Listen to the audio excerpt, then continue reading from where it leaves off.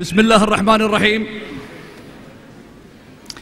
Mr. Speaker, Jasm Al-Khrafi, members of the Diplomatic Corps,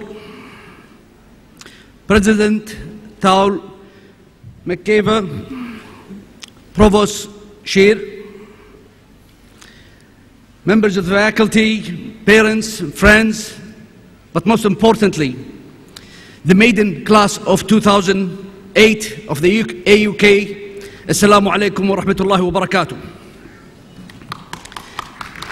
Well,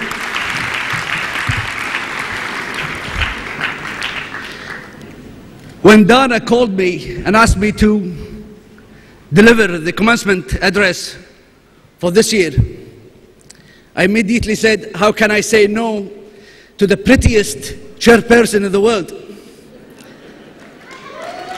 But then she said, don't get excited.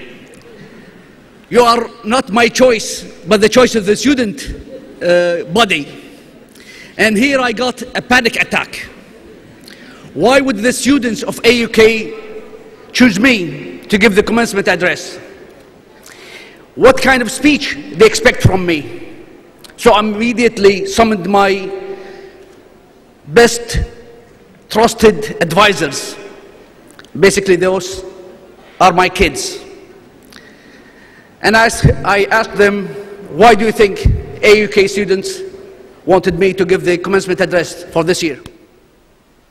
My first child, the philosopher Maryam, we call her the philosopher because she majored in philosophy major at the University of Virginia. She said, well, you are Deputy Prime Minister and Foreign Minister, duh. She always has such a profound logic. So I said, okay, if that's why they selected me to give the commencement address, then maybe they want me to talk about the duality of Kuwait's global role as a smart international financial operator, and we have some of them over here, and also simultaneously as a generous philanthropic donor.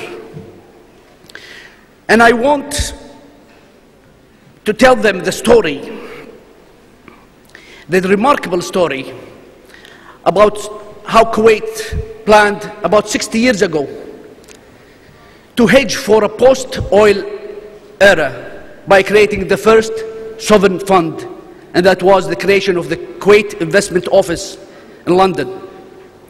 And also I want to tell them about the genius of our late Emir, Sheikh Jabir, when he created the Fund for Future Generation about 30 years ago. And that basically was to provide, which was basically a tax of future generation against the current generation, and to provide sufficient fund to sustain life in a post-oil era.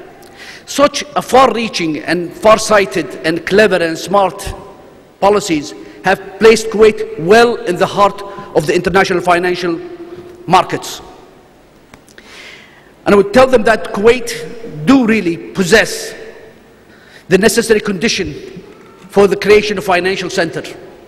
Kuwait has a sound financial institutions and a very sound legal and regulatory infrastructure. Altogether put, such fundamentals lay the basis for Kuwait's future strategy, and that is to create out of Kuwait a financial center of a major proportions. And furthermore, I also said maybe they want to know more about Kuwait philanthropic activities, and especially in the area of aid giving and charity organizations. Kuwait Fund was the first of its kind in many ways. It has granted assistance to more than 100 countries around the world and expanded its operations in all the 6 continents of the world. In addition to that, the charity organizations have been fighting hunger, poverty, and disease in many less fortunate societies.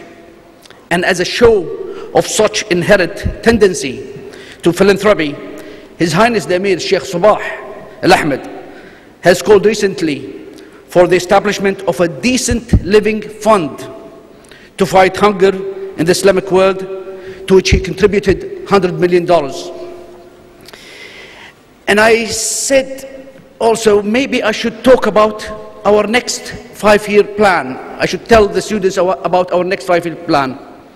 At this point, my second child, Sabah, which we called the General, because he's the first and the only Kuwaiti to graduate from West Point in the United States. He jumped in and said, hold on. And he said, Father, and he said it in a very authoritative and self-assured way. He said, Father, believe me, those kids do not care about your next 5-year plan.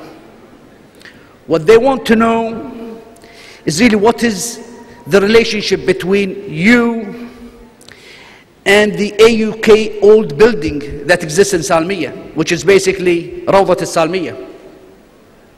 And also, they want to know how you designed your career, what kind of tactical maneuvers, strategic alliances, motivational forces you used to get this kid, meaning me, from Salmiya, Rawdat al-Salmiya, all the way to get a PhD in economics from Harvard.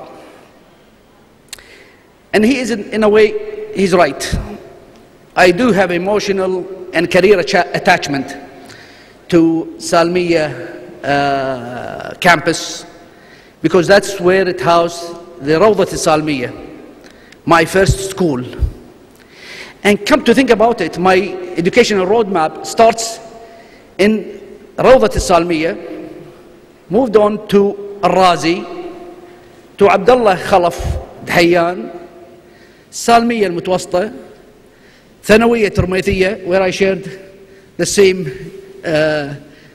classroom with my brother Imad Al-Atiji, and moved on to Georgetown Prep School in Washington, D.C., Claremont Men's College in California, and finally at Harvard. So in my educational career, I had 8 schools, 8 stops. And it might be a shocker to you, but I have to say it. Out of these 8 schools that I attended, only 2 were co-ed. Rawdat al-Salmiya and Harvard.